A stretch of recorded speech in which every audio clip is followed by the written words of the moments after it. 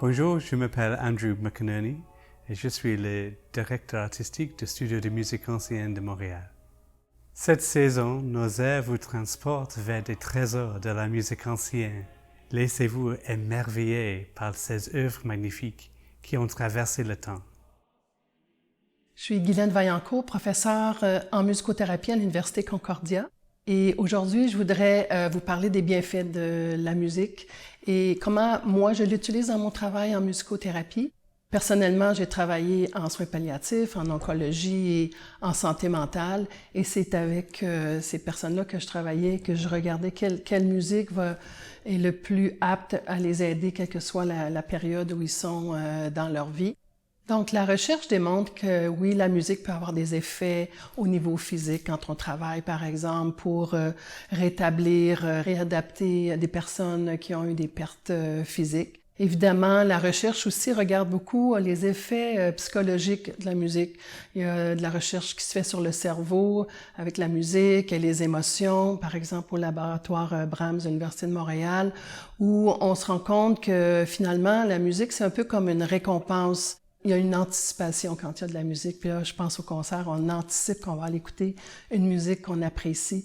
Et tout ça, dans ce phénomène-là, on a des productions de dopamine, sérotonine. C'est comme le festival des hormones de bien-être et de plaisir. Puis c'est un peu ça qu'on va faire quand on va en concert. On va faire le plein pour se faire du bien, prendre soin de soi.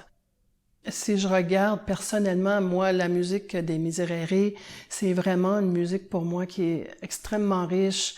Les interprétations, l'exécution est vraiment fantastique avec le Studio de musique ancienne de Montréal parce qu'on est complètement attentif à ce qui se fait dans la musique. Il y a une espèce d'espace musical là, qui est créé où on a envie de juste être dans ce moment-là. Quand on revient à cette musique quand même qui est plus dénommée religieuse, ça ne veut pas dire que tout le monde va avoir une résonance religieuse avec la musique, mais pour certaines personnes, ça les aide un peu à comme si élever l'âme ou retrouver un peu un sens à la vie.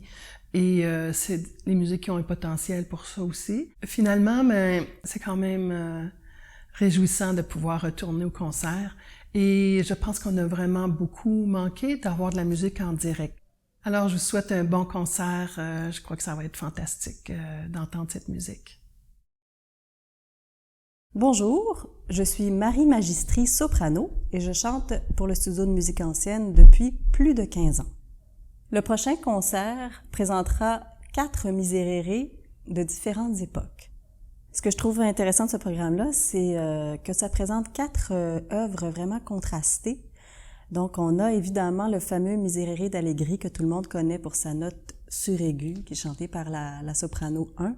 Mais la version qu'on va présenter cette fois-ci, elle est spéciale parce que c'est une version... En fait, il y a plusieurs versions de ce Miserere-là qui ont été réarrangées par différents compositeurs. Et celle-ci, elle est très ornementée. Donc, la voix soprano doit vraiment faire preuve de plus de virtuosité. C'est assez impressionnant à entendre.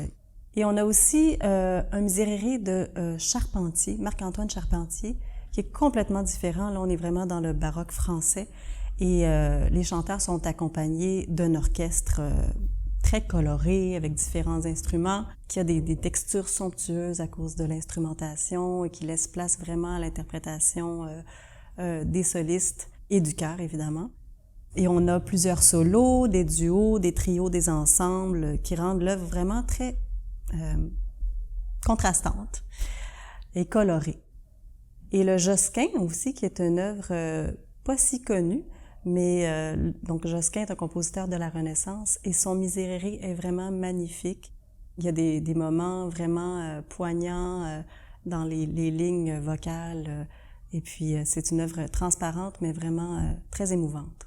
Ce programme-là, c'est le dernier qu'on a chanté juste avant la pandémie. En fait, il a été annulé, mais on a eu des répétitions pour le concert. Le concert a été annulé la veille. Et donc, c'est vraiment les dernières notes qu'on a chantées avant que tout soit fermé, que les salles de concert soient fermées. Donc, juste les mots de cette œuvre-là, « Miserere, Seigneur, prends pitié », même si on n'est pas religieux, je pense que ça peut vraiment faire écho à quelque chose, surtout en ces temps quand même assez difficiles. La pandémie, le réchauffement climatique, beaucoup de souffrance dans le monde en ce moment. Donc, je pense que le Miserere peut faire référence à bien des choses pour le public. Je pense que c'est pour ça que ce concert-là est vraiment intéressant à venir écouter. Non seulement parce que le Miserere d'Allegri, qui est très connu, on a toujours envie d'entendre cette fameuse note aiguë, mais je pense que les autres sont vraiment très intéressants aussi. Ça vaut la peine de venir l'écouter.